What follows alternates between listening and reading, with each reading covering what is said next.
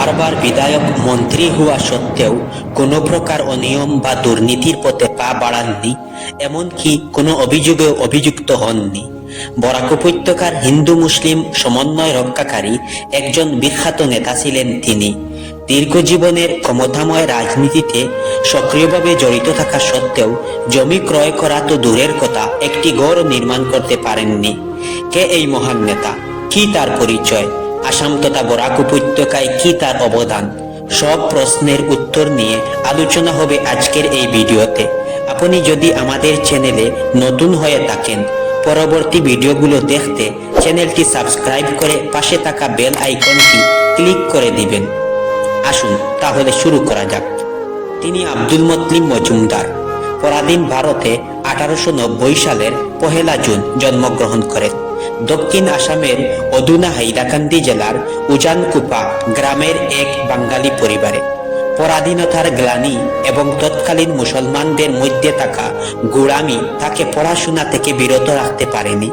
নদীর ওপারেই স্কুল। প্রতিদিন বিদ্যালয়ে যাওয়ার পথে শিশু আব্দুল মতলিবকে নদীতে সাঁতার কাটতে হতো, তবুও তিনি হাল ছাড়েননি। গ্রামের পাঠশালা থেকেই তার পড়াশোনার প্রারম্ভ। ছাত্র হিসেবে তিনি ছিলেন অত্যন্ত মেধাবী ও প্রখর বুদ্ধিমত্তার অধিকারী। 1915 সালে তিনি হাইলাকান্দি BM হাই স্কুল থেকে আর্ল মেডেল অর্জন করে ম্যাট্রিক পাশ করেন। ঢাকা বিশ্ববিদ্যালয় থেকে ইংরেজি সাহিত্যে স্নাতকোত্তর ডিগ্রি অর্জন করেন 1921 সালে। এখান থেকেই তার রাজনীতির হাতে খড়ি। যোগ দেন খিলাফত আন্দোলনে। 1920 এর প্রথম দিকেই ঢাকায় ছাত্রনেতা হিসেবে খেলাফত আন্দোলনের অগ্রভাগে ছিলেন।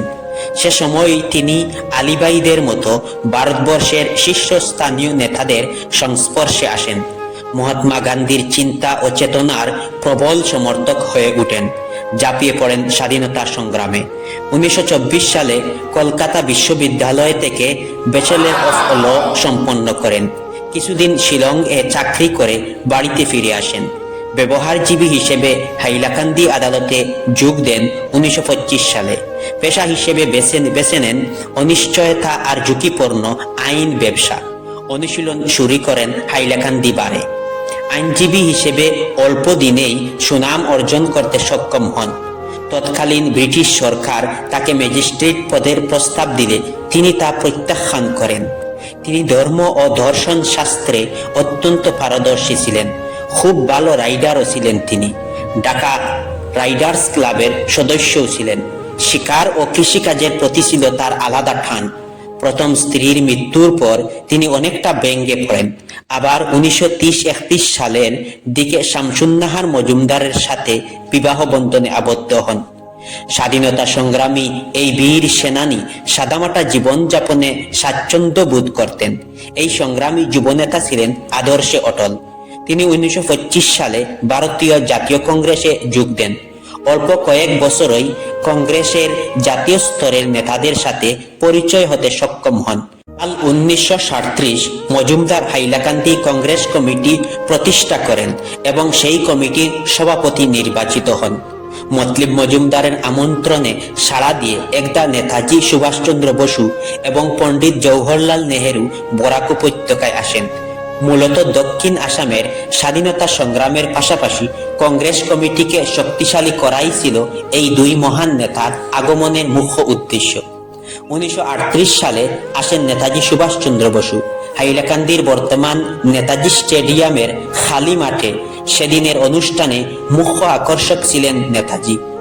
আব্দুল মতলিব মজুমদারের সভাপতিত্বে অনুষ্ঠিত সভায় নেতাজির জ্বালাময়ী বক্তব্য উপস্থিতির মনে দাগ কেটেছিল।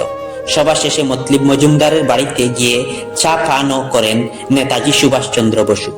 1937 সালের নির্বাচনে ভারতের মুসলিম অধ্যুষিত এলাকায় মুসলিম লীগ তার শক্তি প্রমাণ করে। মুসলিম জনবহুল এলাকা হিসেবে হাইলাকান্দিতেও মুসলিম লীগের প্রভাব ছিল অনেকটা। তবে মতলিব মজুমদারের ধূপে টিকতে পারেনি লীগের প্রভাব। স্বদেশ প্রেম ছিল তার অন্তর ভরা। মুসলিম লীগের ক্রমবর্ধমান জনপ্রিয়তাকে আটকাতে এবং জাতীয়তাবাদী মুসলমানদের প্রস্তুত করতে তিনি কোমর বাঁধে মাঠে নেমেন। আর ঠিক এই কাজ করতে তাকে উদ্যত করেছিলেন নেতাজি সুভাষচন্দ্র বসু এবং পণ্ডিত জওহরলাল নেহেরু। মৌলানা আবুল কালাম আজাদের সঙ্গে পরিচয় এবং যোগাযোগ স্থাপন করিয়ে দিয়েছিলেন নেতাদ্বয়। জমিয়তে উলামায়ে হিন্দ তখন ভারতবর্ষের আজাদী আন্দোলনে অতি সক্রিয়। কংগ্রেসের মিত্র জাতীয়তাবাদী এই সংগঠনের সাথে ভারতবর্ষের বৃহৎ সংখ্যক মুসলিমরা জড়িত ছিল।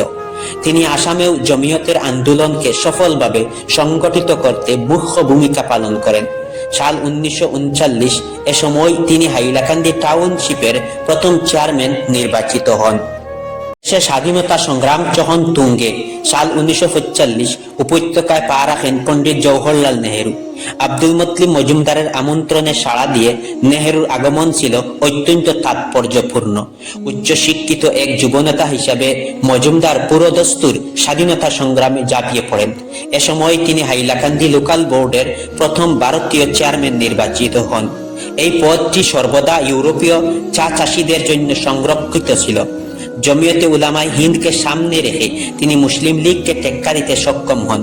1946 সালে সাধারণ নির্বাচনে তিনি লীগের হাত থেকে মুসলিম সংখ্যাগরিষ্ঠ হাইলাকান্দি আসনটি ছিনিয়ে নেন।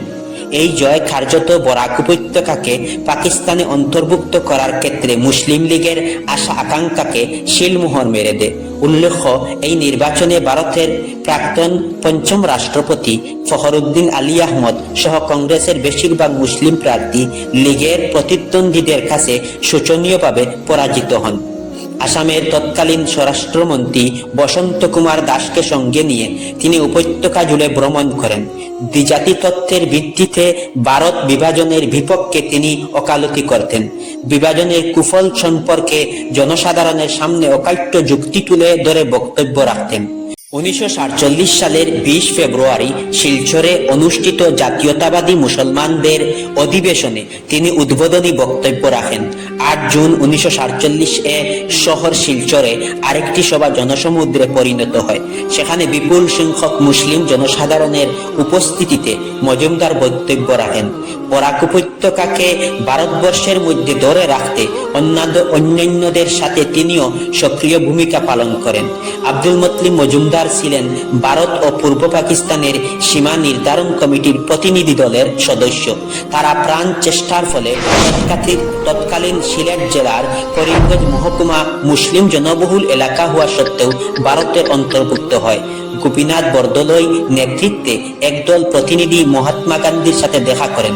সেই প্রতিনিধি দলের সাথে মুত্তালিব মজুমদারও ছিলেন। তার উপস্থিতি ছিল অত্যন্ত তাৎপর্যপূর্ণ, কারণ হাইলাকান্দি মুসলিম অধ্যুষিত এলাকা হওয়া সত্ত্বেও নির্বাচনে মুসলিম লীগ মুত্তালিব মজুমদারের কাছে শোচনীয় পরাজয় বরণ করতে হয়েছে। সেহেতু একথা প্রমাণিত হয় যে উপত্যকার মুসলিমরাও দ্বিজাতি তত্ত্বের ভিত্তিতে বিভাজনের বিপক্ষে। মুত্তালিব মজুমদার গৃহ সমষ্টি হাইলাকান্দি থেকে 4 বার বিধায়ক নির্বাচিত হন। গোপীনাথ বরদলৈ, বিষ্ণুরাম মেদি, বিমলা প্রসাদ চালিহা এবং মহেন্দ্র মোহন চৌধুরীর মন্ত্রিসভায় মোট 4 বার মন্ত্রী হন। 1946 সালের নির্বাচনে জয়ী হয়ে তিনি গোপীনাথ বরদলৈর মন্ত্রিসভায় কৃষি ও পশু চিকিৎসার দায়িত্ব পালন করেন। আবার 1947 সালে যখন ভারত ব্রিটিশ শাসন থেকে মুক্ত হয়, তখন মুত্তালিব মজুমদার গোপীনাথ বরদলৈ মন্ত্রিসভায় একমাত্র মুসলিম মন্ত্রী নিযুক্ত হন। অবশ্য 1948 সালে মৌলানা তৈয়বুল্লাহকে অন্তর্ভুক্ত করা হয়েছিল। 15 আগস্ট 1947 ভারত বিভাজন এবং স্বাধীনতার ঠিক পরেই সমগ্র পূর্ব ভারত সহিংসতায় নিমজ্জিত হয়েছিল। অনেক হিন্দুরা পূর্ব পাকিস্তান, অধুনা বাংলাদেশ থেকে ভারতে পালিয়ে আসেন। মুসলমানরা আসাম থেকে পূর্ব পাকিস্তানে পালিয়ে যান। সহিংসতার কারণে বিপুল সংখ্যক মানুষ প্রাণ হারিয়েছিল। 1950 সালে আরও নৃশংস রূপে এই ঘটনার পুনরাবৃত্তি হয়েছিল। মন্ত্রিসভায় একমাত্র মুসলিম মুত্তালিব মজুমদার। তার মন্ত্রিসভা এবং দলের সহকর্মীরা আসামের হিন্দু ও মুসলমান উভয়ের নিরাপত্তার দায়িত্ব নিয়েছিলেন। ক্ষতিগ্রস্ত এলাকায় ভ্রমণ করেছিলেন। শরণার্থীদের জন্য ক্যাম্প ও পুনর্বাসনের ব্যবস্থা করে সরবরাহ এবং নিরাপত্তার ব্যবস্থা করেছিলেন মুত্তালিব মজুমদার। নিরহংকারী স্বাধীনতা সংগ্রামী এই মহান ব্যক্তি 1980 সালের 20 সেপ্টেম্বর হাইলাকান্দি শহরের বাসভবনেই শেষ নিঃশ্বাস ত্যাগ করেন। ভিডিওটি শুনে ভালো লাগলে লাইক, শেয়ার এবং চ্যানেলটি সাবস্ক্রাইব করে পাশে থাকবেন। দেখা হবে পরবর্তী ভিডিওতে। ধন্যবাদ।